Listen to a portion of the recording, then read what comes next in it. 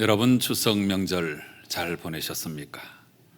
오랜만에 부모님, 일가 친척 만나 뵙고 기쁨으로 명절 잘 보내고 돌아오신 줄로 믿습니다.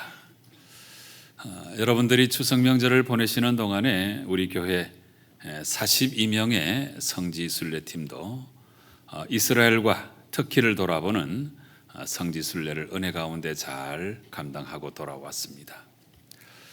근본에 이스라엘 땅을 순례할 때는 예수님의 길 이런 컨셉을 가지고, 또 터키를 돌아볼 때는 교회의 발자취 이런 컨셉을 가지고 여정을 감당하였는데, 하나님께서 은혜를 많이 허락해 주셔서 정말 큰 은혜 받고 소망 가운데 돌아왔습니다. 여러분, 이렇게 우리가 명절을 맞이해서 고향을 찾아갈 때도 그렇고, 또 성지 순례팀이 순례를 감당할 때도 그렇습니다마는, 우리는 이곳에서 저곳으로 가고자 할 때 반드시 길을 통해서 가게 되어 있습니다. 길을 통하지 않고는 이곳에서 저곳으로 갈 수가 없는 것입니다. 이런 의미에서 우리 모든 삶의 인생길 가운데 이 길이라고는 모티브는 참 중요하다 하는 것을 새삼 느끼지 아니할 수 없습니다. 그런데 우리 예수님의 일생도 가만히 살펴보면 우리 예수님도 아주 분명히 한 길을 걸어가고 계셨습니다. 비록 힘들고 어려웠지만 생명구원이라고 하는 이 큰 목표를 앞에 두시고 예수님은 묵묵히 한 길을 걸어가셨는데, 그 길이 바로 십자가의 길입니다. 예루살렘 성 골목골목 고난받으시면서 걸어가신 그 십자가의 길을 가리켜서 우리가 비아 돌로로사 이렇게 부릅니다마는, 근데 우리가 조금 더 넓은 의미에서 엄밀하게 생각을 해보면 예수님의 탄생부터 돌아가시기까지 예수님 걸어가신 모든 그 인생길이 바로 십자가의 길, 바로 비아 돌로로사였다 하는 것을 우리가 알 수 있는 것입니다. 오늘 본문의 말씀은 아주 특별한 느낌을 우리에게 전해주시는 말씀인데요, 오늘 말씀은 누가복음에만 기록되어 있고, 특별히 예수님께서 나의 길에 대해서 스스로 언급해 주신 참 중요한 내용을 담고 있습니다. 오늘 본문 처음에 이런 내용이 기록되어 있습니다. 31절 말씀을 보시면, 곧 그때에 어떤 바리새인들이 나와서 이르되 나가서 여기를 떠나소서, 헤롯이 당신을 죽이고자 하나이다. 그러니까 몇몇 바리새파 사람들이 찾아와서 이제 호의적인 충고를 하고 있는 것인데요, 어서 빨리 이곳을 떠나세요, 헤롯이 당신을 죽이려고 합니다, 이렇게 알려주고 있는 대목이죠. 그런데 우리가 잘 아는 대로 이 바리새파 사람들은 율법에 충실한 사람들이고, 이 본질에 대해서 말씀하시는 예수님과는 늘 충돌할 수밖에 없는 사람들이어서 예수님의 공생애가 진행되는 동안에 이 예수님과 바리새파 사람들 가운데는 이 적대 관계가 생길 수밖에 없었습니다. 그런데 우리가 일반적으로 바리새파 사람들은 이런 사람들인데, 왜 오늘 이 본문에서는 이렇게 예수님께 찾아와서 호의적인 충고를 하고 있을까요? 여러분, 그 이유는 이렇습니다. 바리새파 사람들도 다 똑같이 한 종류의 사람들이 아니고, 이 바리새파 안에서도 7종류의 바리새파가 있었는데, 그 중에 예수님의 그 의도를 어느 정도 이해하고 있고 예수님께 대해서 호의를 갖고 있는 사람들, 그러니까 바리새파 전체 가운데 7분의 1에 해당되는 사람들이 있었는데, 그들 중에 몇 사람이 지금 예수님을 찾아와서는 이런 충고를 하고 있는 거지요. 어서 이곳을 떠나십시오, 헤롯이 당신을 죽이려고 합니다. 그런데 이런 호의적인 충고에 대해서 예수님께서 어떤 대답을 하고 계시는데, 그 주님의 대답이 오늘 아주 중요한 의미를 지니고 있습니다. 여러분, 32절과 33절 말씀 보시기 바랍니다. 이러시되 너희는 가서 저 여우에게 이르되, 여우는 헤롯을 말합니다, 오늘과 내일은 내가 귀신을 쫓아내며 병을 고치다가 제3일에는 완전하여 지리라 하라. 그러나 오늘과 내일과 모레는 내가 갈 길을 가야 하리니 선지자가 예루살렘 밖에서는 죽는 법이 없느니라. 여러분, 주님의 이 대답은 참 대단한 말씀인데요. 이 말씀은 그 어떤 것도 그 누구도 주님 자신의 길을 막을 수 없다고 하는 아주 단호한 말씀인 것입니다. 그러니까 그 무엇이 방해를 해도 나는 나의 길을 간다는 것입니다. 저 여우 같은 헤롯이라도 나의 길을 굽게 할 수는 없다는 것입니다. 그래서 나는 오늘도 내일도 그리고 그 다음 날도 나는 나의 길을 간다. 나는 십자가의 길을 간다. 이렇게 말씀하시는 우리 주님의 아주 단호한 대답입니다. 여러분, 갑자기 닥쳐드는 위기에 대해서는 또 갑작스런 용기가 생기는 법이죠. 이건 우리가 경험하는 바입니다. 그러나 지금 십자가의 길을 가는 주님에게는 그런 종류의 용기로는 감내할 수가 없는 정말 위기와 고난과 조여드는 아픔이 온 몸과 마음을 짓누르고 있는 상황입니다. 그야말로 십자가의 죽음이 한 발 한 발 다가오고 있는 아주 절체절명의 위기 상황입니다. 그리고 여우 같은 헤롯은 주님의 길을 방해하는 모든 악한 세력의 상징이라고 할 수 있는데요. 그래서 지금 십자가의 길을 걸어가지 못하게 만드는 악한 도전과 유혹이 엄청나게 밀려오고 있는 바로 그런 상황인 것입니다.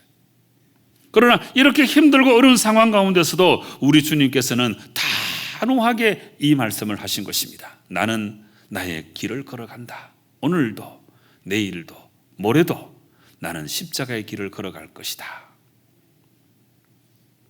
여러분, 이렇게 예수님께서 걸어가신 그 십자가의 길 때문에 우리가 구원을 얻게 된 것이고 오늘 이처럼 아름다운 생명의 삶을 살아가고 있는 줄로 분명히 믿으시고 우리 주님께 감사와 찬양과 영광을 올려드리시는 성도 여러분 꼭 되시기를 바랍니다.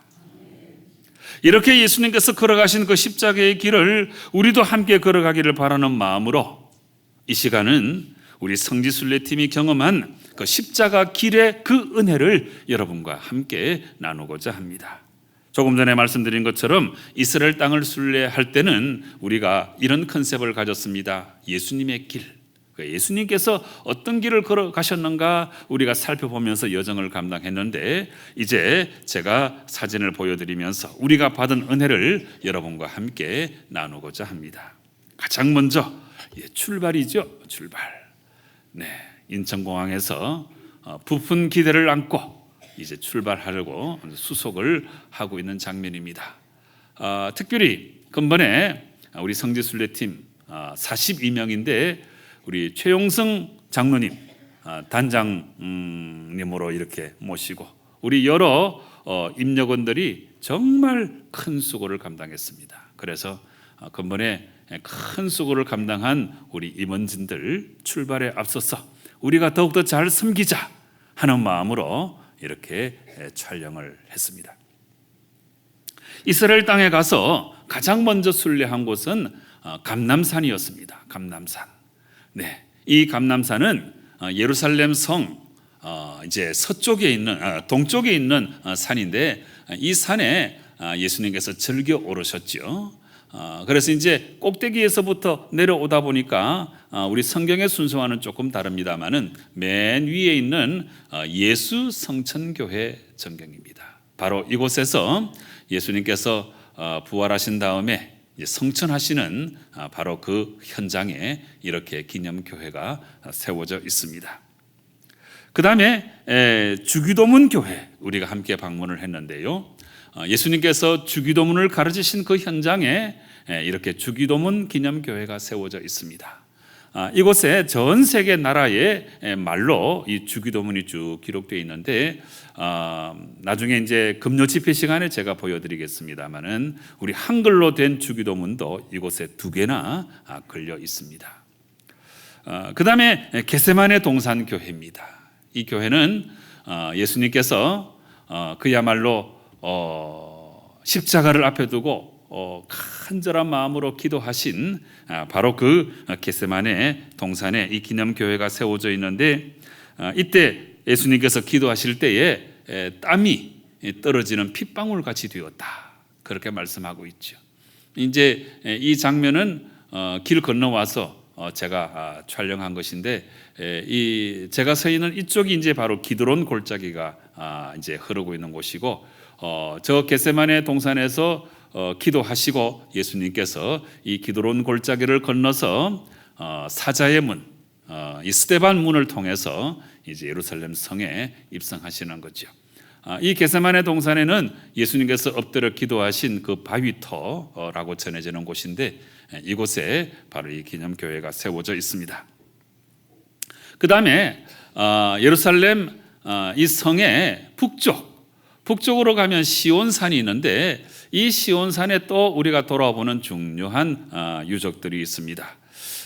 이 가야바의 법정에 예수님께서 가지신 지하 감옥이 있는데 제가 성지순례를 몇 차례 다녀왔습니다마는 이곳에 처음 갔어요. 근본에 왼쪽 그림을 보시면 예수님 이 어깨 쪽으로 이렇게 밧줄을 묶어 놨잖아요. 이게 이제 그 기념교회 벽에 이렇게 그려져 있는데 이제 그 내부로 들어가면 예수님께서 재판을 받으시다가 이제 밤이 되면 이제 이 지하로 달아내리는 거예요.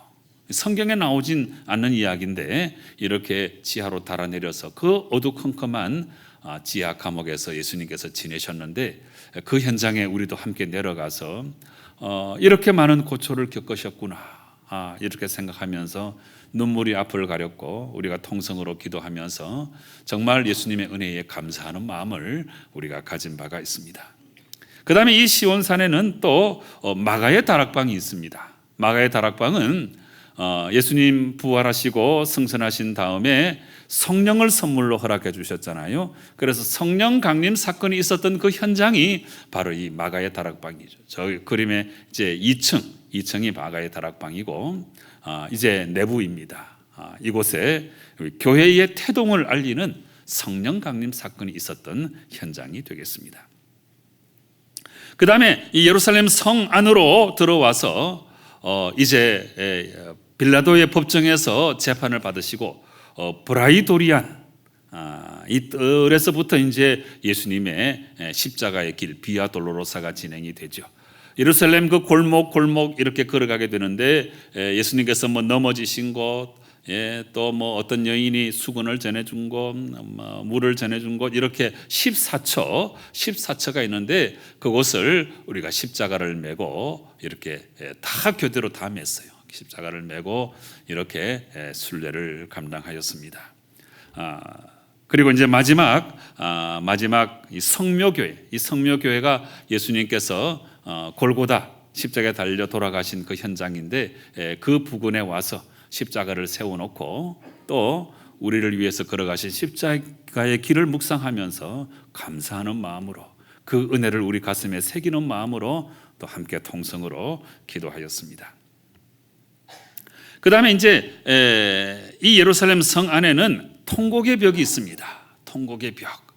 네, 주후 70년에 로마의 티투스 장군에 의해서 이 예루살렘이 완전히 함락이 되죠. 그런데 예루살렘 이 성전의 서쪽 벽은 이제 무너지지 않고 이렇게 남아 있습니다. 근데 이거는 벽이라기보다는 오히려 축대에 가까운 것인데 그래서 이렇게 남아 있는 이 통곡의 벽에 전 세계 유대인들이 나라 잃은 서름을 갖고 살아가다가 이곳에 와서 눈물 흘리고 기도하고 자기 조국의 모습을 바라보면서 안타까워하고 눈물을 많이 흘렸다고 해서 바로 이 벽을 통곡의 벽이라고 불렀는데 이 통곡의 벽을 우리가 바라보면서 우리나라 조국 대한민국의 모습도 우리가 생각하면서 기도를 많이 한 바가 있습니다. 그 다음에 이 예루살렘을 떠나서 이제 여리고로 가게 되는데 이 여리고로 가는 길 가운데 유대 광야를 지나게 되어 있습니다. 유대 광야. 그런데 여러분 이 사진 보세요. 얼마나 황량합니까? 제가 자주 이런 말씀을 드렸잖아요. 광야에는 아무것도 없다고. 오직 하나만 있는데 없는 것만 있다고 제가 그런 말씀을 드렸잖아요. 정말 아무것도 없죠. 아무것도 없어요. 그래서 이 광야는 하나님의 은혜가 아니면 살아갈 수 없는 곳입니다. 바로 이곳에서 다윗이 주는 나의 목자가 되신다고 그가 나를 푸른 초장에 쉴 만한 물가로 인도하신다고 그렇게 시를 지었던 그 유명한 시가 나왔던 현장이 바로 이 유대 광야이죠. 네, 기념 촬영을 하는데 이 광야에 사는 베두인족들의 어린 꼬마 하나가 나귀를 끌고 와서 우리 앞에 세웠어요. 그래서 할 수 없이 같이 사진을 찍었어요. 네. 그래서 이 유대 광야를 바라보면서 우리가 하나님의 은혜가 아니면 살아갈 수가 없구나 하는 마음을 함께 느꼈습니다. 그 다음에 이제 여리고 여정을 마치고 북쪽 갈릴리로 올라갔는데요. 이 갈릴리에 올라가서 예수님께서 말씀을 가르쳐 주신 모든 이제 기념 교회들을 우리가 돌아보게 되었습니다. 몇 가지만 보여드리면, 이 갈릴리 바다 저 지금 북쪽에 보면 골란 고원이 보이죠. 너무나 아름다운 바다. 남북의 길이가 한 21km 됩니다. 그리고 동서는 한 12km 정도 되죠. 갈릴리 호수는 너무나 커서 이제 바다라고 이제 그렇게 부르기도 하죠. 아까 예루살렘 성을 잠깐 보여드렸는데 여러분 깜짝 놀랄 만한 사실은 예루살렘 성 그러면 뭐 엄청나게 큰 것처럼 느껴지잖아요. 그런데 그 성을 한 바퀴 도는데 이 성벽의 길이가 4km밖에 안 됩니다. 굉장히 작은 성이죠. 이 작은 성 안에 전 세계의 종교가 다 모여들어 있어요. 아주 복잡합니다. 네. 근데 이 갈릴리 바다는 아주 넓고 평화롭고 이제 그런 곳인데, 먼저 우리가 가버나움 회당터를 방문을 했습니다. 이 가버나움은 예수님께서 기적을 가장 많이 베푸신 성읍인데 회개치 않는 일로 인해서 예수님의 책망을 많이 들었던 곳이고, 베드로 장모의 집도 바로 이 회당터 바로 옆에 있고, 예수님께서 기적을 많이 베푸신 장소가 바로 이 가버나움이 되겠습니다. 그 다음에 베드로 수익권 교회가 갈릴리 바다 바로 곁에 이렇게 세워져 있는데, 이거는 요한복음 21장의 현장이죠. 네가 나를 사랑하느냐 예수님께서 3번 물으셨잖아요. 그래서 그 배신을 다 회복시켜 주시고 다시 사명자로 우뚝 세워주시는 바로 그 장소, 바로 베드로 수익권 교회가 되겠습니다.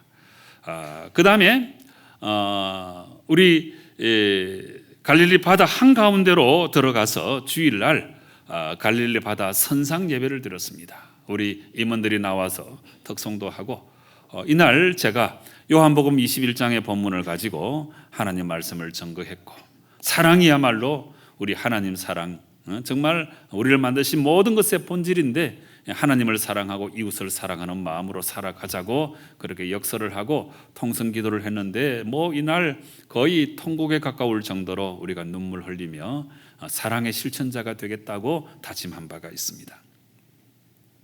그 다음에 이제 예배 잘 드리고 나서 이제 해변으로 나와서 해변 식당에서 베드로 고기로 식사를 했습니다.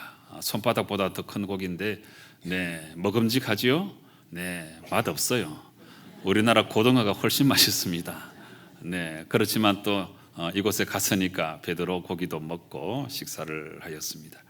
그 다음에 이 갈릴리 호수 북쪽에는 우리 성지순례를 잘 가지 않습니다만은 이번에 제가 우겨가지고 이 갈릴리 호수 북단, 이 상부 갈릴리라고 합니다.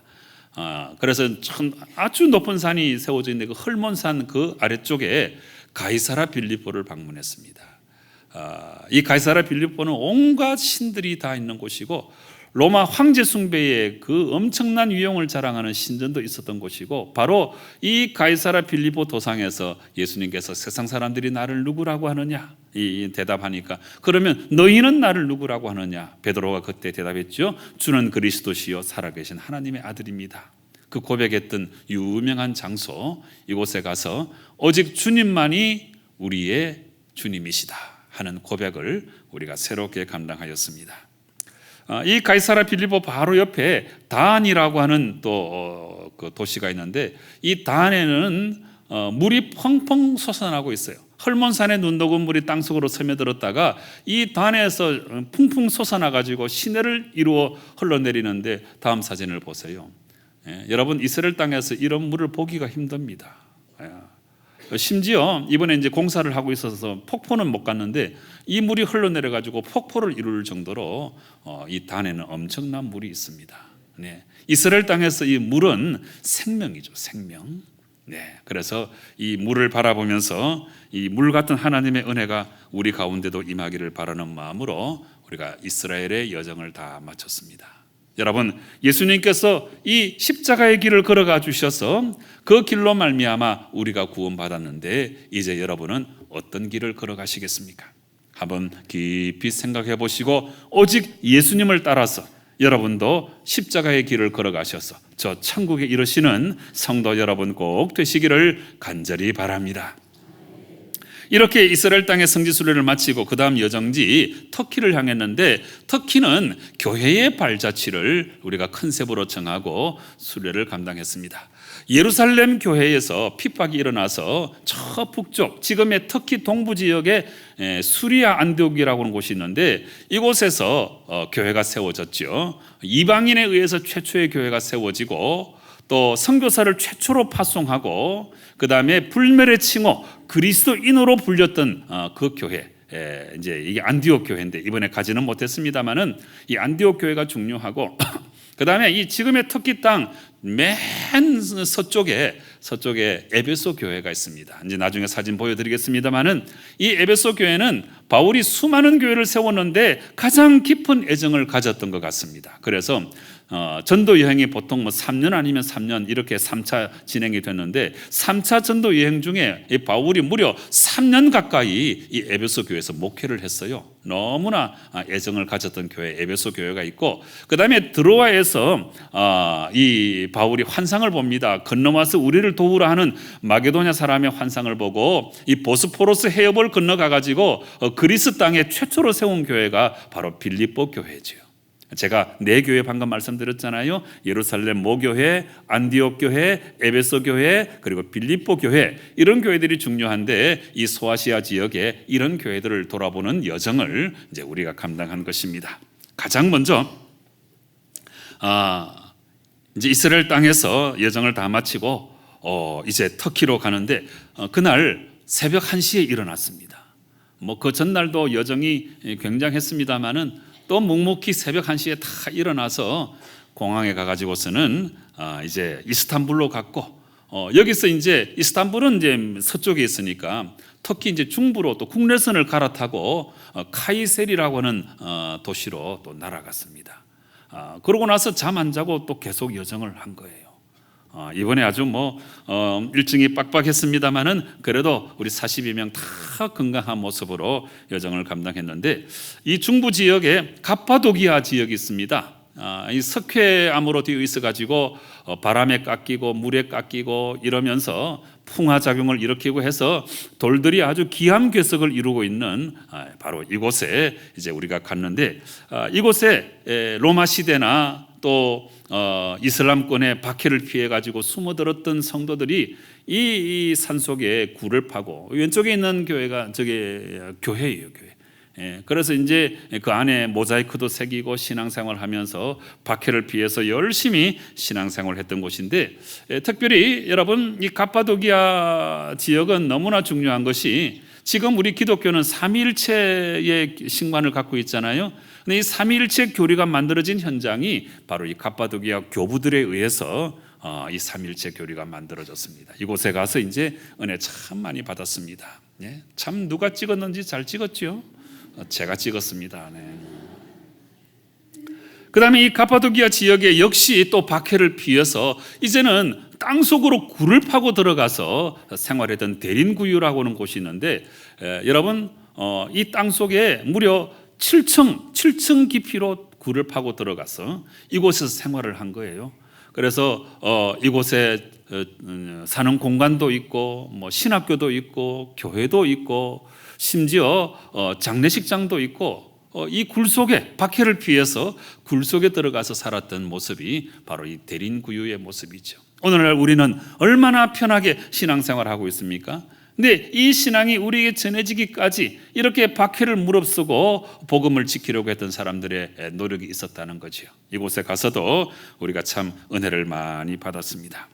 그 다음에 이고니온에서 1박을 했는데 지금은 꼬냐라고 하는 그런 도시인데 이곳에 가서 이제 1박을 했는데 여러분 이 꼬냐에서 밤에 잠을 자는데 저는 참 느낌이 남달랐습니다. 왜냐하면 사도행전 14장에 이고니온, 루스드라, 더베 이런 지역이 나오는데 이 지역은 바울이 1차, 2차, 3차 전도 여행할 때 매번 들렀던 곳입니다.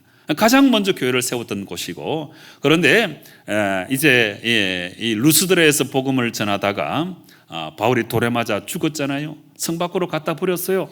하나님의 은혜로 소생했습니다. 그런데 바울이 그 이 이튿날 일어나서 더베로 가서 복음을 전한 거예요. 이 이튿날이라고 하는 단어 때문에 제가 은혜를 많이 받았다고 말씀을 드렸죠. 그런데 그 현장입니다. 지금 이 사진에 나오는 이 길을 바울이 마차 타고 말 타고 돌아다니면서 돌에 맞아 이제 박해를 받으면서도 주의 복음을 전했던 그곳을 우리는 이제 버스를 타고 이렇게 순례하면서 남다른 느낌을 가졌습니다. 그 다음에 이제 또 서쪽으로 가면 비시디아 안디옥이라고 하는 지역이 나오는데 여기 가서도 우리가 교회를 돌아보면서 기념 촬영을 했는데 이 비시디아 안디옥은 유대인들이 복음을 하도 받아들이지 않으니까 바울이 발에 그 신에 묻은 먼지를 떨어버리면서 나는 이제 이방인에게로 향하노라 이렇게 결심했던 그 장소가 바로 이 비시디아 안디옥입니다. 아까 말씀드린 것은 수리아 안디옥이고 지금 이곳은 이제 비시디아 안디옥인데 아마도 바울이 걸어섬직한 이 길이죠. 이 길을 따라서 서쪽으로 전도 여행을 다니면서 복음을 전했던 것 같습니다. 그리고 나서 더 서쪽으로 가면 이제 소아시아 7교회가 나오는데 성경에 나오는 그 순서는 에스보드 사빌라지요. 그런데 이번에 이제 우리 동쪽에 서쪽으로 이동을 했기 때문에 거꾸로 돌아다녔습니다. 사진을 이제 보여드리면 라우디게아 교회. 이 지역은 굉장히 넓은 로마 유적이 있는 이곳 어느 한 켠에서 가정교회처럼 예배를 드렸겠지요. 그다음에 빌라델비아 교회. 여러분 지금 보이는 이런 건물들은 예수님 당시에는 없던 건물들입니다. 예수님 당시에 우리 성경에 나오는 교회라고 하는 것은 다 가정교회 형태이지 이렇게 건물을 지어놓고 예배를 드렸던 건 아니죠. 우리 성지순례 가서 보면 교회들 많이 있는데 그건 다 비잔틴 시대에 건축된 교회인데 그 교회조차도 지금 이렇게 기둥만 남아있어요. 그 다음에 사대교회, 두아디라 교회, 버가모 교회, 그 다음에 서문화 교회인데 이 서문화 교회 가서는 또 은혜를 많이 받았습니다. 이 서문화 교회의 감독이었던 폴리갑, 여러분 이름 들어보셨잖아요. 사도 요한의 직계 제자인데 이 폴리갑이 바로 이 서문화 교회에서 순교를 감당한 거지요. 예수님 믿다가 너 예수님 부인하면 살려준다 그랬더니 폴리갑이 나는 86세가 되도록 예수님 한 번도 나를 모른다고 한 적이 없는데 내가 어떻게 예수님을 모른다고 할 수 있단 말인가 그러면서 화형에 처해졌던 장소에 이 폴리갑 기념교회가 세워져 있습니다. 이곳에 들어가서 또 예배를 우리가 들었는데 이렇게 참 조용한 공간에서 우리만 모여 앉아 예배를 드리는데 너무 은혜로웠어요. 특별히 그 천정에는 폴리갑이 순교하는 장면도 이렇게 그려져 있거든요. 그래서 우리의 마지막 순간이 과연 어떤 모습이 되었으면 좋겠는가 생각하면서 그 죽음을 지금 현장 우리의 것으로 가져와서 죽음을 잘 사용해서 마지막 순간에 아름다운 죽음으로 우리 인생을 마감하자 이러면서 우리가 함께 은혜를 많이 나누었습니다. 그 다음에 이제 에베소 유적인데요. 이 에베소는 아주 큰 도시고 로마가 건축한 이 큰 도시가 에베소에 세워져 있습니다. 굉장히 큰 도시고 그 다음에 여기는 이제 도서관입니다. 이렇게 유적들을 우리가 돌아보면서 이곳 어느 한켠에 에베소 교회가 있었을 터인데 생각하면서 우리가 또 순례를 하고 이 에베소 교회 그 부근에 또 사도 요한 기념교회가 있습니다. 이곳에 와서도 바울의 삶과 또 요한의 삶을 비교하면서 함께 은혜를 많이 나누었습니다.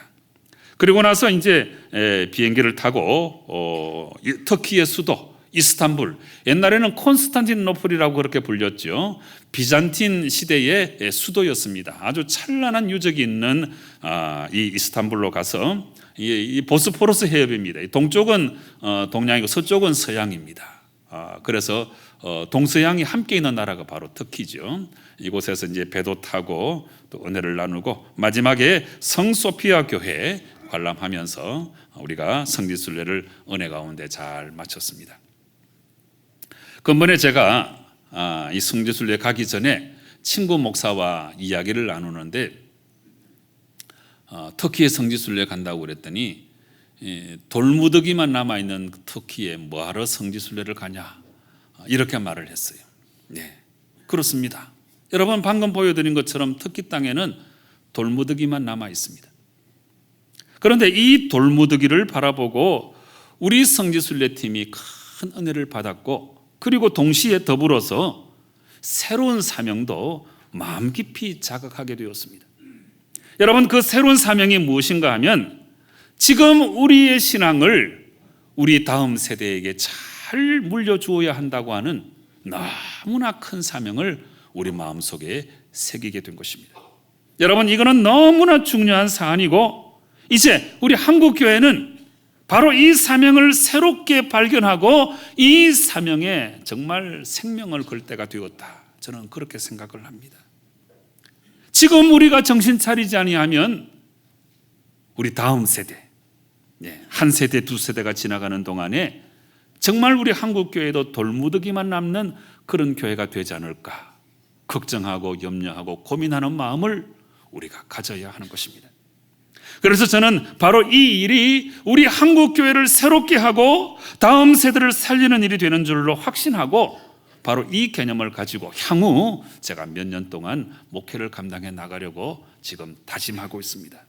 그런데 여러분, 이거는 다음 세대만의 문제가 아니고 다음 세대에게 신앙을 잘 물려주려고 하면 장년 세대의 신앙 역시 중요하고 노년 세대의 신앙도 너무너무 중요합니다. 그래서 모든 세대, 통합 세대 전체가 하나님 말씀으로 새로워지고, 어떻게 하든지 우리의 신앙의 그 근간은 성경이니까 이 성경을 붙들고 성경의 정신대로 우리 통합 세대 전체가 살아내야만 이 신앙이 앞으로도 계속 이어지는 다음 시대에 잘 전수되는 우리 한국교회 신앙이 될 수 있다 하는 것입니다.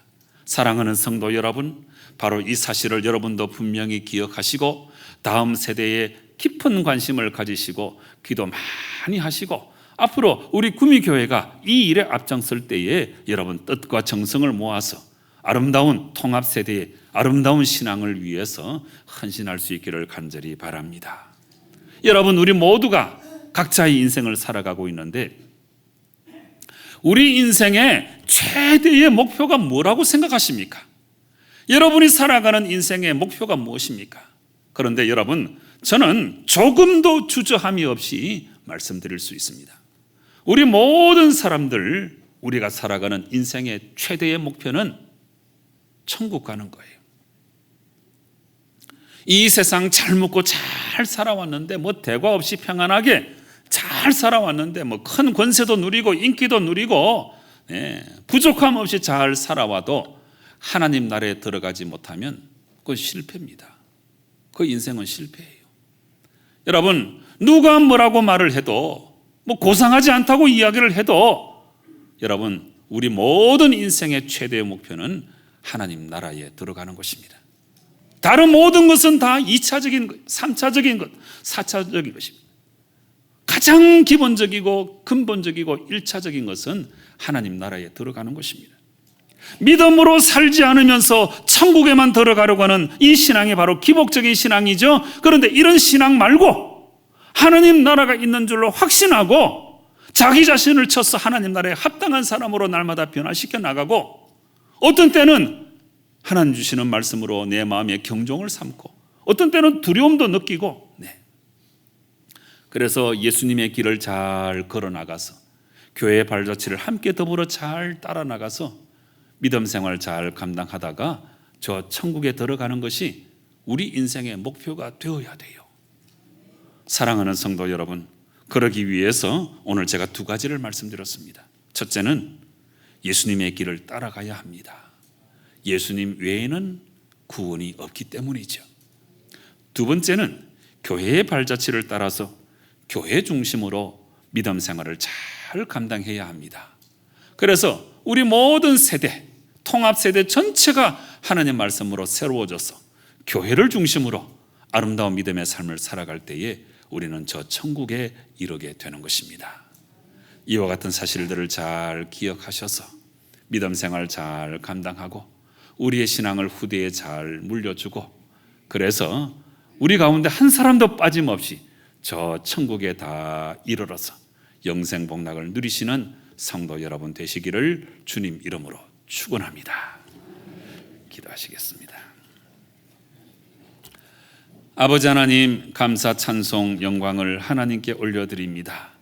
우리 인생의 최대의 목표가 천국에 들어가는 것인데, 천국에 들어가는 그 행렬에서 우리가 낙오되지 않도록 삼가 조심하고 믿음 생활 잘 감당하고 무엇보다 예수님의 길을 따라 나가고 교회의 발자취를 쫓아서 우리 가운데 한 사람도 빠짐없이 저 천국에 이를 수 있도록 은혜 베풀어 주시옵소서. 예수님의 이름으로 기도드리옵나이다. 아멘.